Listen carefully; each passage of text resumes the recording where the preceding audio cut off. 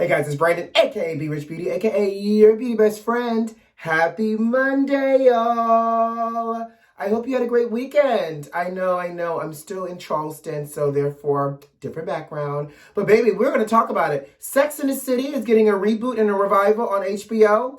Kanye West ex-bodyguard speaks up on these alleged rumors, and the Soho Karen baby, she got arrested. You know what to do. Grab your tea, grab your beverage. Let go.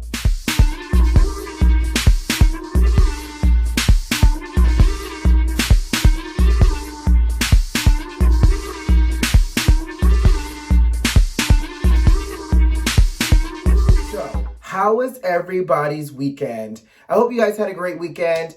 I had to come to Charleston over the weekend for a death in the family. So, obviously the circumstances, not the best, but it was great to see family. And I'm still here. But let's jump into it because, baby, a lot has happened in the news over the weekend since Friday, and it seems to get juicier and juicier. But let's just start out first with how you got to be a special kind of fool and an idiot to get banned from Twitter, Instagram, and Facebook.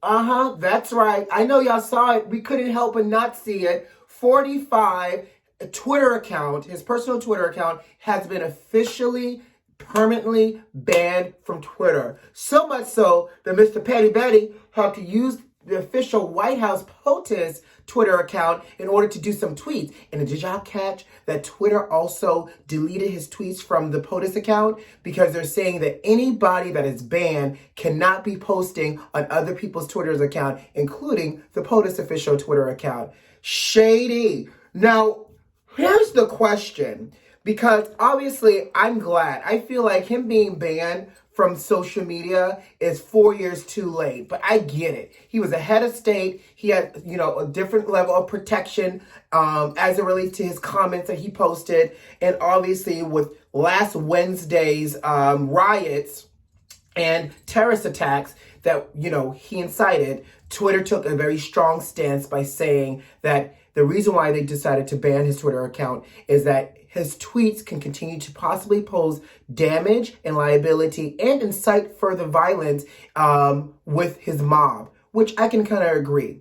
Now, folks are also feeling some kind of way because they're saying with Twitter banning him, they feel that this is considered a form of censorship. Here's the question. Do you feel like this is a form of censorship? I feel like they're doing their job to help prevent this fool from going on the offense. I don't speak football. I think it's the offense or the defense. Well, anyways, I feel like they're doing this to prevent him from, inciting further violence, because I feel like, again, that is his agenda, and he will continue to incite further violence if you don't mute the voice. In addition, none of us can go around here yelling inflammatory phrases like fire in a movie theater or anything else that can incite, hysterics. I don't know if I would consider this like censorship in terms of, silencing and trying to control free speech, but I feel like he is a one-off that needs to be tamed. And if we can tame him for the next 10 days or 9 days now until the inauguration, we need to do whatever we need to do to protect the democracy. So let me know what you guys think, because again, like I mentioned, some people are happy that he's banned. Other people are feeling some kind of way about it. And, it is what it is. Speaking of juicy drama, Nancy Pelosi has given Vice President Pence 24 hours in terms of an ultimatum for him to invoke the 25th Amendment. The 25th Amendment basically means that the vice president has the ability to convene the cabinet, and they can decide with enough signatures from the cabinet plus the vice president to remove power from Donald Trump and to remove him from the office of the presidency, which means that if he does do that, then Vice President Pence would actually become acting president until it's time for Joe Biden to take office and gets inaugurated. Now, here's the thing. We all know that Petty Betty Trump has not been talking to Pence, but I don't know if Pence has the kahunas and the balls, child, in order to literally evoke the 25th Amendment.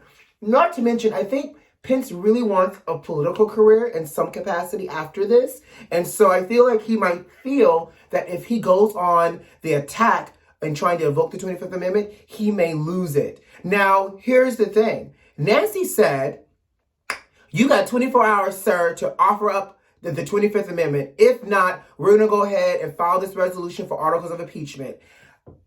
Nancy, run the articles of impeachment. For the mere fact that this would be the first president in U.S. history that has been impeached twice. Not to mention, I think if they officially can file the articles of impeachment, and for y'all political strategists out there that watch me, correct me if I'm wrong, if they invoke the articles of impeachment towards him, I do believe that Trump may lose his presidential fringe benefits, such as travel budget, lifetime Secret Service, his pension, all the things that we as the American people pay so that former presidents can live a nice, comfortable life.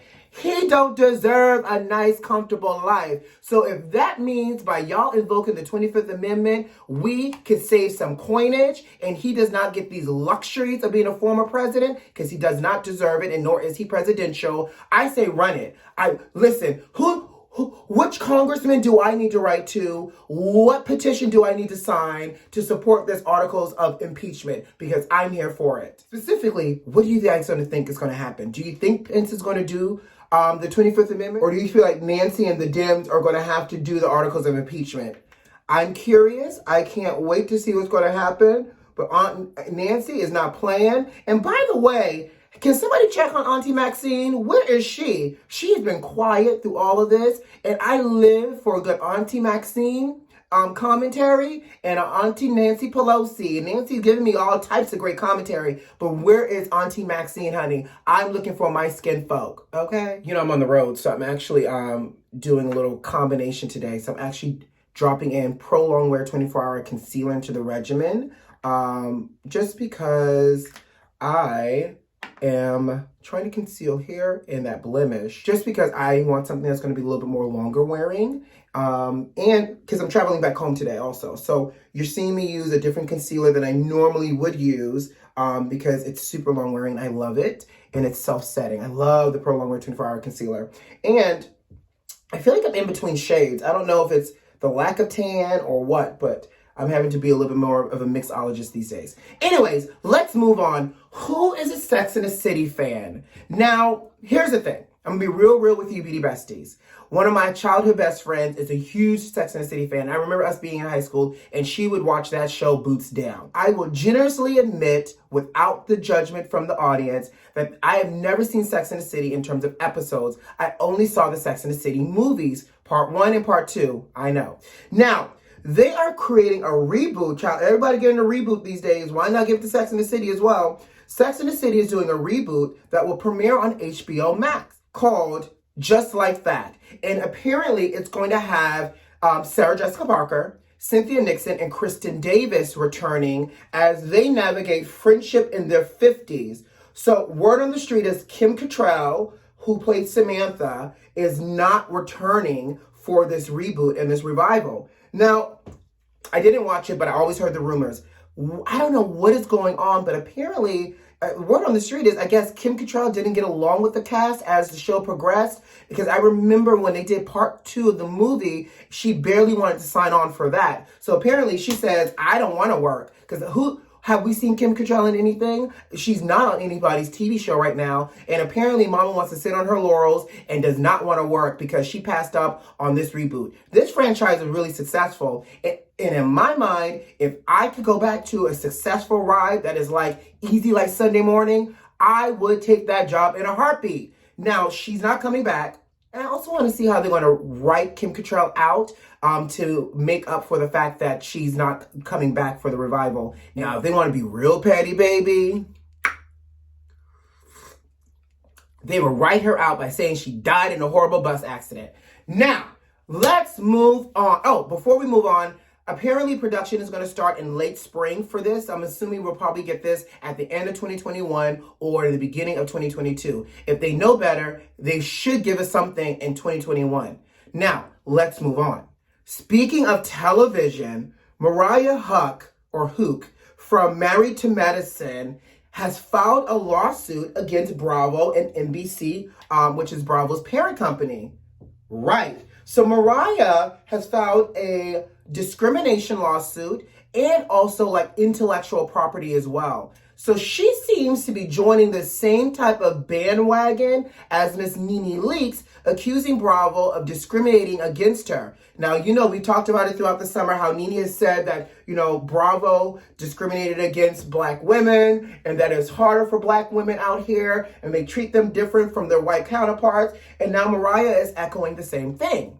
In addition to Mariah echoing the same thing, she's also went on to say that she's suing for intellectual property because apparently Married to Medicine was her brainchild. Not only is it a brainchild, but she's suing for intellectual property because she's saying that when it comes time for either crediting her or paying her royalties, she's not getting paid for that, or she's getting credit for any of the spinoffs either. So, like Married to Medicine LA. So she is saying, run me my money. And also, while we're at this, y'all are discriminating against me. Now, here's where I'm going to give a little side-eye action.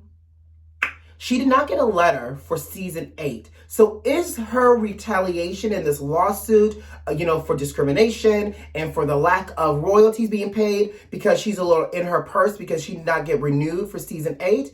And also, just because it's your brainchild doesn't automatically guarantee you a lifetime membership as a cast. Like, you don't get to be a cast member for life just because this is your idea. Like, you still have to show up for work and bring the drama and do whatever that is required of you that's going to continue to be juicy enough for us to want you back. To me, that is how reality TV shows should work. Well, that's how reality TV should work is you got to bring something, whether it's storyline or whatever, to make people want you back in the space, whether it's your brainchild or not. Because if you're not delivering that piece, we'll pay you whatever, and then we'll hire somebody and recast you and get somebody else in that's going to get us the ratings. What are your thoughts? Do you feel like Mariah's in her purse? Or do you feel like this is a justifiable lawsuit? With her being the second person to sue, are we actually really seeing a trend? Do we really think that there's some underlying discrimination that's happening? I know my thoughts, and I feel like where there's a little bit of smoke, there might be a little bit of a fire. So I think we should keep an eye on it, and we will see what will continue to happen. I also believe that now that Mariah has filed lawsuits against Bravo, she's also starting to create that wall between her and being able to work. Because honey, the industry will blackball you in a heartbeat when things like this come up. And if they deem you, especially for black women, if they deem you to be difficult, child, that's like finding a leprechaun in his pot of gold. It'll be hard for her to find work. Okay? So, we chatted on Friday about this whole alleged Kanye West divorcing Jeffree Star, alleged rumor, situation, entanglement, and everything else you want to use to call it. Well, Cole Carrigan, who I mentioned, also kind of confirmed very loosely that he met Kanye back in November based off of some DMs that he gave us as proof that Kanye's ex-bodyguard reached out to Cole to arrange the meeting between Cole and Kanye. Well, the ex-bodyguard child said, don't bring me into this mess. He has filed a lawsuit. Well, his lawyer has reached out to Cole saying, stop the lies, stop the defamation. Here's a lawsuit because the bodyguard, Steve Stanilis, is saying, I never met you, Cole. So while you over here running around trying to spread these rumors, we've never met. He said, I've never met Cole. I don't know Cole, never messaged Cole. And so Cole is basically making it all up. Now, Cole said, if y'all recall, Cole said that the bodyguard DM'd him and said that Kanye wanted to meet up and sent a card and had Cole sign an NDA and everything. Well, apparently, again, the bodyguard not only is filing the defamation on his behalf, he's also saying, quit defaming Kanye as well. And he's saying that I stopped working for Kanye back in 2016. So please tell me how your timeline adds up. Because I wasn't working for Kanye back in November of 2020 when y'all said y'all met, because I stopped working for him back in 2016. So leave me and my name out your mouth. We'll continue to watch this between this whole Kanye and Jeffree Star and Cole Carrigan and everybody else. Because Jeffree Star already came out saying that was a complete and utter lie. But we're going to now watch it between Kanye and Cole, honey. Because again, juicy and juicier, and we're here for it. Child, did I not predict this? I should have played the lottery. I said that come January 9th, they better not cancel the versus battle between Ashanti and Keisha Cole. And guess what they did on Thursday of last week? They announced that the versus battle between Keisha Cole and Ashanti was postponed until further notice. Also said that it's being postponed for the safety of not only the artists, but the people involved in making the versus battle come to fruition. Most importantly, basically with the corona cases numbers rising, they're going back to filming it, I guess, in 2 separate locations, not together as they started to do for the versus battle. I get it. We want everybody to be safe, but I told y'all, don't come around here, like in the words of Phaedra Parks, don't get away with me with that. Don't come around here with additional postponements or cancellations, getting everybody all hyped for this versus battle, and it keeps getting more and more pushed back. I don't know if I have it in me to try to do this the 3rd time. I just feel like if I'm going to show up for this versus battle, I might just show up. Like, they just need to say, like, it's happening today. Because when I put things on the calendar for this versus battle, we all get disappointed. I'm so glad this was free, because if it was not free, I would say run me my permanent refund, please and thank you. Let's talk about the Soho Karen. Y'all remember this heifer? Apparently, she is 22 years old. Her name is Maya Ponsetto, and she is the definition of privilege. Child, first of all, sis got arrested, finally. They arrested her in California. Apparently, someone called the cops saying that they were concerned that she was drinking and driving, or that there was some kind of dispute that was happening. Apparently, her and her mom were seen and engaged in an argument, and so the cops were called out of suspicion of drinking and driving. So when the cops got there, they realized that they had a warrant. So the NYPD and, the California Sheriff's Department basically tried to arrest her. Do you not know sis tried to, avoid being arrested? Right. Would not stop the car. Did not want to get out the car, resisted being put into handcuffs. The mama is on camera approaching the police time and time again after they told her to back up. Again, 2 different Americas. Because if anybody of color was running up on the police like that and they told you to back up, sis would have been arrested in handcuffs too. Not to mention, it was like 1 or 2 cop cars that showed up for somebody that was trying to avoid being arrested and resisting arrest as well. Let's get to the meat and potatoes. Before she got arrested, she did an interview with Gayle King, Oprah's Gayle on CBS. Now, in the interview, she shows you every single human flaw that she possesses. One, she wore a hat that said daddy on a national interview. She did an interview with her lawyer, which was smart. She was doing this virtual interview. Gayle was asking her about the attack. And she talked all the way around it. If I possibly hurt his feelings, I apologize. One mistake shouldn't define somebody, which I agree. But Gayle challenged her and said, but it shows you on camera seemingly attacking him. Her response was, attacking him how? By hurting his feelings? Nah, sis. You jumped on this boy's back and tried to tackle him down to the ground. That is called a physical attack. So the fact that she is so blind by her actions and so unaware of her privilege, and then had the nerve when Gayle pushed back to say, you're an adult, you know better. She said, all right, Gayle, enough. Not Oprah's Gayle, not you talking about to Oprah's Gayle like that. Ma'am, do you not know who you're talking to? First of all, you 22-year-old talking to a whole 60-plus-year-old black woman without respect. Gayle gave her all types of journalistic patience and kindness, and you want to respond like that in an interview? Sis, you're not helping your case. Not only are you showing that you are entitled, but you are showing that you're completely unaware of your actions. And for that, sis, you need to be jailed with the key thrown away, because you need to be taught a lesson. So let's keep watching this Soho Karen story, because baby, she deserves to be in somebody's jailhouse. All right, guys, I got to go. You know what to do. Subscribe to the channel if you like this video if you like, and leave me a comment. Most importantly, are those notifications turned on? I hope so. Who loves you? I do.